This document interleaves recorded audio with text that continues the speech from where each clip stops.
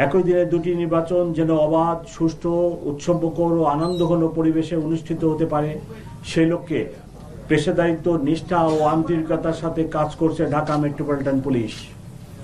নির্বাচন কমিশনের প্রদত্ত নির্দেশনা ও পুলিশের নির্বাচনী অভিজ্ঞতার সমন্বয়ে আসন্ন সাধারণ নির্বাচন যেন সুষ্ঠু ও সুন্দর পরিবেশে অনুষ্ঠিত হয় সে লক্ষ্যে আমরা নিশ্চিত নিরাপত্তার ব্যবস্থা গ্রহণ করেছি।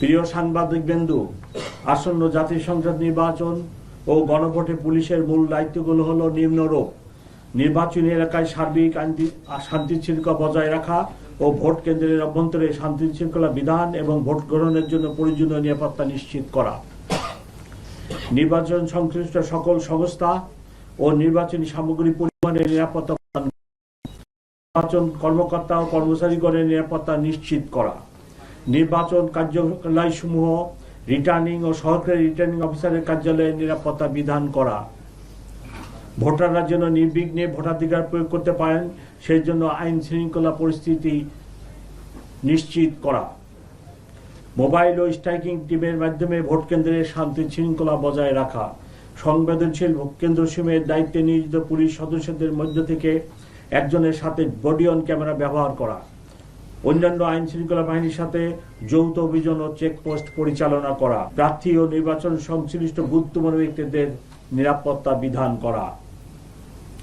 প্রিয় সাংবাদিকবৃন্দ, নির্বাচনের তফসিল ঘোষণার পূর্ব থেকেই ঢাকা মেট্রোপলিটন পুলিশ রাজধানীর আইন শৃঙ্খলা পরিস্থিতি সমুন্নত রাখতে কাজ আরম্ভ করে।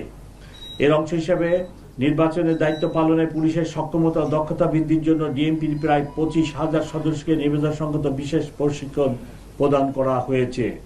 আমরা আশা করি পুলিশের এই প্রশিক্ষণ আসন্ন নির্বাচনে ইতিবাচক ভূমিকা রাখবে।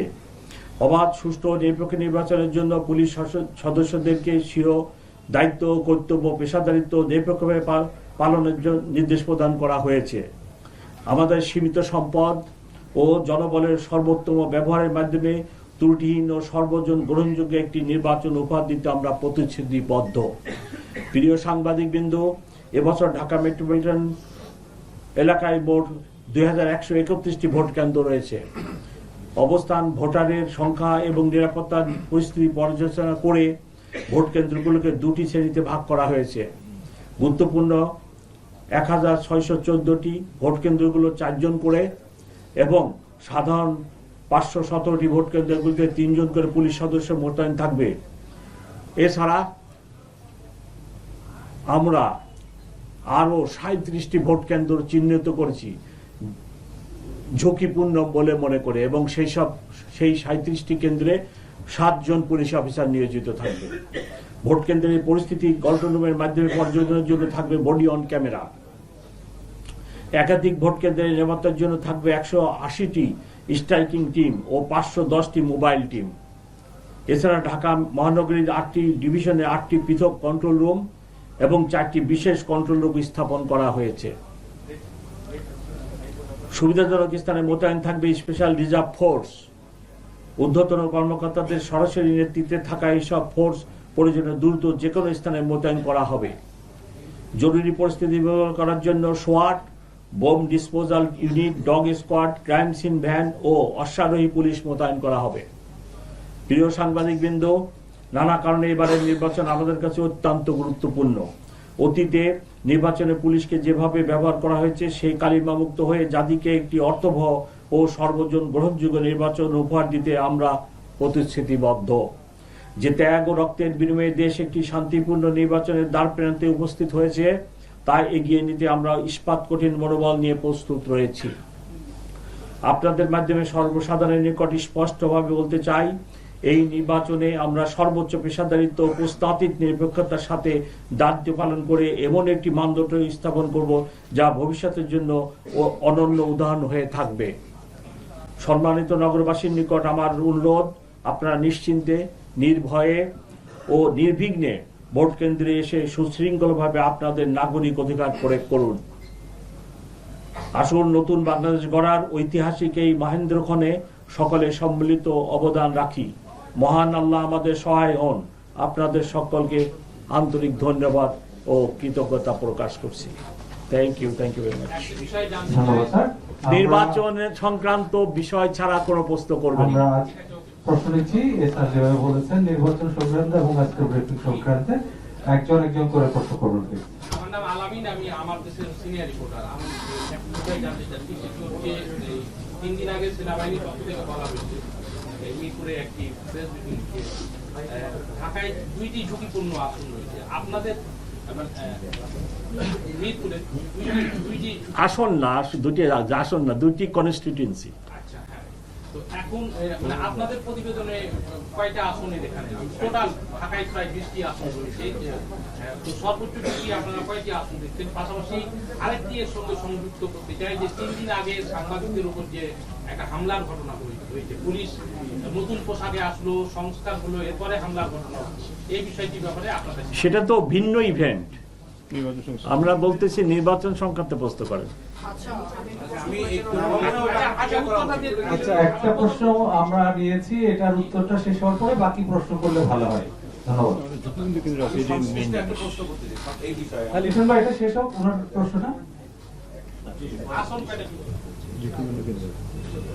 না, আমরা ওইভাবে তো অ্যানালাইসিস করি নাই। আমরা অ্যানালাইসিস করছি মেট্রোপলিটন সিটিতে 2 পদের কেন্দ্র থাকবে, একটা হলো গুরুত্বপূর্ণ আর একটা হলো সাধারণ। আমরা সেইভাবে অ্যানালাইজ করছি এবং গুরুত্বপূর্ণ নজরুল কয়টা? 1614টা গুরুত্বপূর্ণ আর 517 হলো সাধারণ ভোট কেন্দ্র। এইভাবে আমরা ইলেকশন কমিশনের পরিপত্র অনুযায়ী আমরা বিভাগ করছি। আর এটার মধ্যে প্রশ্ন কি ছিল? আমি একটা জিনিস জানতে চাচ্ছি এই সংশ্লিষ্ট বিষয়, সেটা হচ্ছে যে আপনি বলেছেন আপনার বক্তব্যে যে 37টি ঝুঁকিপূর্ণ। না, ওইটা আমার এখানে লিখিত বক্তব্যে নাই। পরে আমরা রিমোট, যেহেতু কামরাঙ্গীরচরে থানা থেকেও 6-7 কিলোমিটার ইন্টেরিয়রে ইনএক্সেসিবল এরিয়া আছে, ওখানেও আমাদের ভোট কেন্দ্র আছে। সাতারকোল, তারপরে ওদিকে আরেকটা কি গ্রাম আছে, বেড়াইত। এই সমস্ত রিমোট এলাকা যেখানে রাস্তাঘাট সরু, ওইরকম ইনএক্সেসিবল, এইসব চিন্তা ভাবনা করে পরবর্তীতে আমরা এই প্রোগ্রামের বাইরে যে আরো 37টা ভোট কেন্দ্র চিহ্নিত করছি, যেখানে আমার পুলিশ অফিসারের সংখ্যা 7 জন করে থাকবে। মাননীয় কমিশনার, আমার নাম ইনামুল কবির রূপম, আমি চ্যানেল আইতে কাজ করি। আপনাদের নিরাপত্তা পরিকল্পনার মধ্যে সোয়াট কে প্রস্তুত রাখা হচ্ছে, অশ্বারোহী পুলিশকে প্রস্তুত রাখা হচ্ছে এবং বিশেষ নিরাপত্তা ব্যবস্থা রেখেছেন আপনারা। নির্বাচনে আসলে ঢাকায় কি ধরনের থ্রেট আছে যে কারণে আপনাদের এত আয়োজন? কোনো থ্রেট নাই। পরিবেশ দেখতেছেন না, স্বাভাবিক সময়ের চেয়ে ভালো পরিবেশ চলতেছে। ক্রাইম নাই, ল অ্যান্ড অর্ডার সমস্যা নাই, রাস্তা ব্লকিং নাই, খুবই ভালো পরিবেশ। 3 কোটি লোকের শহর। জাতিসংঘ 1-2 মাস আগে দেখলেন না, ঢাকা শহরের লোক সংখ্যা বলছে 3,66,00,000। এইরূপ একটি শহরে আমরা পুলিশিং করি, যেখানে বেকারত্ব আছে, যেখানে ভাসমান লোক আছে, যেখানে নানা ধরনের সমস্যা আছে, এইরূপ একটি শহরে আমরা পুলিশিং করি। তো এখন যে আপনারা দেখতেছেন ল অ্যান্ড অর্ডার এবং ক্রাইম সিচুয়েশন, আমি তো মনে করি চমৎকার।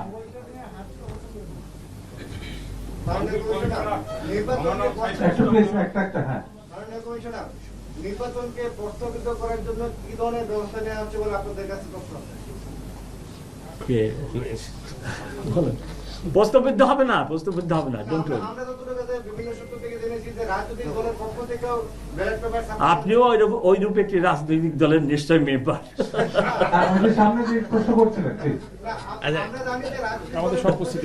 আমাদের সব প্রস্তুতি আছে, প্রশ্নবিদ্ধ হওয়ার সুযোগ নেই। আর একটা গেম যখন হয়, একদল পরাজিত হয়, একদল জয়লাভ করে। আমাদের দেশের কালচার তো হইলে আবার এরকম যে পরাজিত হইলেই আমার এই হয়েছে। কালকে আমার রুমে একজন ভদ্রলোক এসে বলতেছে ভোট কারচুপি হবে। আমি বললাম, ভাই 2 দিন এখন 3 দিন বাকি আছে, কিভাবে কারচুপি হবে? এই যে নানা গুজব, এখন এই মার্কেট, আমাদের তো গুজব বেশি ছড়াই, এখনো মার্কেটে অনেক গুজব আছে। এই প্রশ্নটা একটু ক্লিয়ার করবো আমি। এই যে কয়েকদিন আগে এটা পেপারে উঠলো, বিভিন্ন দল থেকে এটা কমপ্লেইনও করলো যে অমুক জায়গায় ব্যালট ছাপানো হচ্ছে, ছাপানো হচ্ছে, এরকম বিষয়টা আসছে, ঠিক আছে? তো একটা জিনিস খেয়াল করবেন, যখনই একটা ভোট কেন্দ্রে ভোট সমাপ্ত হয়ে যায়, প্রিজাইডিং অফিসারের কাছে ওই মুড়িগুলো গণনা হবে। একটা মুড়িতে 100 থাকে, 100 ব্যালট। এরকম মনে করেন যে 10টা 15টা মুড়ি, তাহলে 1500 আংশিক কতগুলা গেল, যে এই বই থেকে 10টা গেছে, ওইটাতে 20টা গেছে, ওইটাতে 30টা গেছে, যে সাপোজ 1560টা ভোট কাস্টিং হয়েছে। আমি যদি বাহির থেকে এক্সট্রা ব্যালট ওই বক্সে ফেলাই, আমার কি এই 1560 ভোট থাকবে না বাড়বে? বাড়বে। যখন এই ভোট গণনা হবে, ওখানে সব দলের এজেন্ট থাকবে, ঠিক আছে? এই 60টার জায়গায় যদি ৭৭টা ভোট ওখানে পাওয়া যায়, এই রেজাল্ট কেউ মেনে নিবে? এইগুলো অপপ্রচার, ঠিক আছে? এটা এত সহজ না বিষয়টা। আমি কোন লক্ষ্মীপুরের সুপারিনটেন্ডেন্ট অফ পুলিশকে যে প্রশ্ন করবেন, আমি কোন দলের কথা বলতেছি না, মানে এই ধরনের একটা নিউজ আসছে, কিন্তু এটা বাস্তবসম্মত না। বিষয়টা এই কারণে ক্লিয়ার করলাম। ধন্যবাদ। হ্যাঁ, সামনে। এরকম যারা এখানে কি? ঈর্ষা বিএনপি প্রার্থী তিনি অস্তিত্ব অপসারণের দাবি তুলেছেন। এরকম বিভিন্ন জায়গায় যারা পুলিশ রয়েছেন তাদের হ্যাঁ, এটা আমি জানি, কিন্তু আমাদেরকে তো নিরপেক্ষতা শো করতে হবে। এক নাম্বার, আমাদের পুলিশ ইজ ভেরি নিউট্রাল। ওই ঘটনায় আগে থেকে ওই ঘটনার ভিতরে তাদের অফিস কিছু লাঠি সোটা এটা ছিল, তারা জুলাই আন্দোলনের সময় নিয়ে রাখছে, এটা রিমুভ করে নাই। এখন আমি যদি এটা পাবলিকলি ছড়াইতে চাই, তাহলে ভিডিও হবে, ফেসবুকে আসবে, পক্ষ বিপক্ষের দিকে চলে যাবে। এই জন্য আমি পরামর্শ দিই যে গভীর রাত্রে যখন কেউ থাকবে না, এটা সরাই ফেলার জন্য, এবং আমরা সেই ধরনের সিদ্ধান্ত নিচ্ছি যে যাতে এটা কোনো দলের পক্ষে বিপক্ষে না যায়, এবং এই পক্ষ বিপক্ষের খেলায় যেন এই ইভেন্টটাকে অ্যাড করা না যায়, এই জন্য আমি এই পরামর্শ দিয়েছিলাম।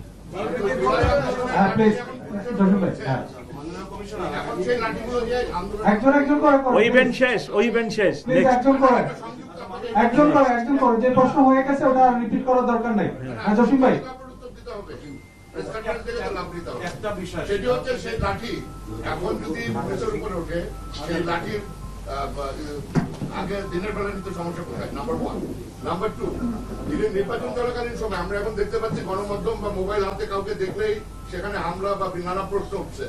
নির্বাচনকালীন সময় সাংবাদিকদের নিরাপত্তায় আপনাদের কোনো উদ্যোগ, আপনাদের কোনো আজকের পরিকল্পনার মধ্যে নেই? সেই পরিকল্পনাকে নেবেন কিংবা কোনো নির্দেশনা দেবেন? এই যে আমাদের যে কম্প্রিহেন্সিভ নিরাপত্তা পরিকল্পনা, এখানে সাংবাদিক, ডাক্তার, ইঞ্জিনিয়ার, আমার কলিগ সবাই আছে এই পরিকল্পনা। ঢাকাবাসী, 3 কোটি ঢাকাবাসী এই পরিকল্পনার মধ্যে আছে। কারণ নিরাপত্তা হানি ঘটবে এরকম আমরা মনে করি না, আপনাদেরও ঘটবে না। আপনারা জেনে রাখেন যে শঙ্কিত হওয়ার কোনো কারণ নেই। আমি আপনাদের নিরাপত্তা 100% নিশ্চিত করব, এটা জেনে রাখেন।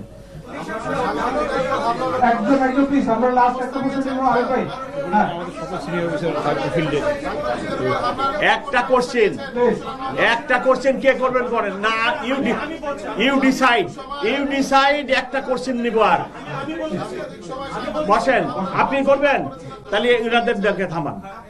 আপনি বলেছেন যে অতীতে পুলিশকে ব্যবহার করা হয়েছে, বিভিন্ন রাজনৈতিক দল ব্যবহার করেছে। এবার আপনি কি কারণে কি পদক্ষেপ নিয়েছেন যে পুলিশকে রাজনৈতিক দলগুলো ব্যবহার করতে পারবে না? গত 15 মাস আই এম পুলিশ কমিশনার বা ঢাকা মেট্রো পুলিশ। আপনারা কি দেখছেন আমরা কোন দলের পক্ষে কাজ করছি? যদি তাই দেখেন যে কোন দলের পক্ষে কাজ করি নাই, তাহলে এটাই প্রমাণ করে আমরা কোন দলের না। ধন্যবাদ। আমাদের আজকে প্রশ্নোত্তর পর্ব এখানেই শেষ। আচ্ছা, ওয়েট, লাস্ট। আমি যেটা জানতে চাচ্ছি যে গত 2 দিন আগে যে ঘটনাটি ঘটেছে, ওই প্রশ্ন নিব না তো, না।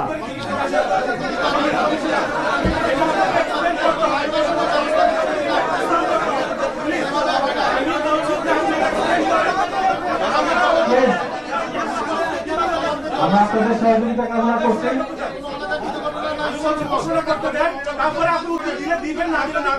সবাইকে থামান, সবাইকে কথা বলতে হবে না। আমি বলছি যে আমি 14 বছর সাংবাদিকতা করি ঢাকায়। আমি কোন কমিশনারকে, কোন আইজিপি কে লাঠি হাতে রাস্তা নামতে দেখি নাই। 1 2 নম্বর হচ্ছে প্লিজ একটু এটা একটা ফর্মাল প্রেস ব্রিফিং, আপনারা দয়া করে প্রেস ব্রিফিং এ যেটা আপনারা সেটা মেইনটেইন করুন। আপনি যখন লাঠি হাতে নিজে নেমেছেন রাস্তায়, তারপরেই পুলিশের কিছু সদস্য উদ্দেশ্য প্রণোদিত ভাবে আক্রোশবশত শুধুমাত্র সাংবাদিকদের টার্গেট করে মারধর করেছে, হামলা করেছে, ল্যাং মেরে ফেলে দিয়েছে। এইটা কতটা পেশাদারমূলক আচরণ ছিল। 2 নম্বর হচ্ছে যে এটা আপনারা নিশ্চয় দেখেছেন, আপনারা ছোট করেন, প্রশ্ন ছোট করেন। যে আপনারা কোনো ব্যবস্থা নিয়েছেন কিনা। আমি আর জবাব দিতে পারলাম না। আপনারা কথা প্রশ্নটা নিতেও দিচ্ছেন না, বলতেও দিচ্ছেন না। আমি বলি, ওনার প্রশ্ন হলো যে পুলিশ কমিশনার কেন লাঠি হাতে নিছে। পুলিশ কমিশনার সেটা না, আপনি নেওয়ার পরে পুলিশের সদস্যরা আগ্রাসী হয়েছে। আপনি শুনেন প্লিজ আমার কথা। প্রশ্ন শেষ হবে। আমি তো আমার ইনফর্মাল ড্রেসে আমার বাসায় ছুটির দিন, বাস্তব কথা হলো চুলই কাটাচ্ছিলাম, যখন হঠাৎ শুনতে পারলাম যে যমুনায় আন্দোলনকারীরা ঢুকে পড়তেছে, আমি অন্য কোন প্রস্তুতি নিয়ে আই রাস্ট এবং যাই দেখি অবস্থা ভয়াবহ। এবং এই নির্বাচনের 5-6 দিন আগে যদি যেখানে সরকার প্রধান থাকেন সেখানে যদি আন্দোলনকারী ঢুকে যায়, যেখানে আমার 144 দ্বারা সভা সমাবেশ নিষিদ্ধ আছে, সেখানে এসে আপনার যদি আন্দোলনকারীরা এই ধরনের কর্মকাণ্ড করে, তাহলে কি পুলিশ কমিশনার বসে থাকার কোনো সুযোগ আছে কিনা? ডেইলি স্টার, প্রথম আলোতে যে আক্রমণ হলো গভীর রাত্রে 11টায়, ট্রাফিক জ্যামের কারণে আমার অফিসারদেরকে আমি ওখানে সময় মতো পাঠাতে পারি নাই এবং এই ধরনের ঘটনা ঘটলো, তখন তো সব ব্লেম পুলিশের উপরই আসলো। আমি পুলিশ কমিশনার হিসাবে কিভাবে আন্দোলনকারীদেরকে সরকার প্রধানের বাসভবন কাম অফিসে ঢোকার মতো ঘটনা ঘটাতে ঢোকার যে কি বলে সুযোগ বা ঢুকতে যাচ্ছে, এই অবস্থায় আমি কি বসে থাকার কোনো সুযোগ আছে কিনা?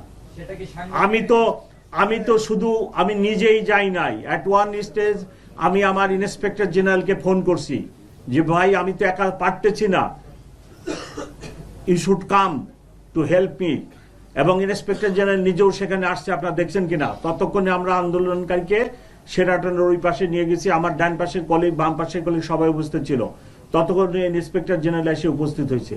আপনারা এই কথা লেখেন যে গত 15 মাসে যে এই যে 20টা লোক 10টা লোকে রাস্তা ব্লক করে ফেলে, প্রেগনেন্ট লেডি ডেলিভারির জন্য হাসপাতালে যেতে পারে না, হার্ট অ্যাটাক আলা রুগী যেতে পারতেছে না, অমক যেতে পারতেছে না, পরীক্ষাতে যেতে পারতেছে না, বিমানবন্দরে টিকিট আছে, প্লেন ফেল করতেছে। আপনারা এই কথাগুলো লেখেন, আপনার এই শহরকে নিরাপদ রাখেন, মানুষকে নিরাপদ রাখেন, মানুষের যাতায়াত ব্যবস্থাকে নিরাপদ রাখেন।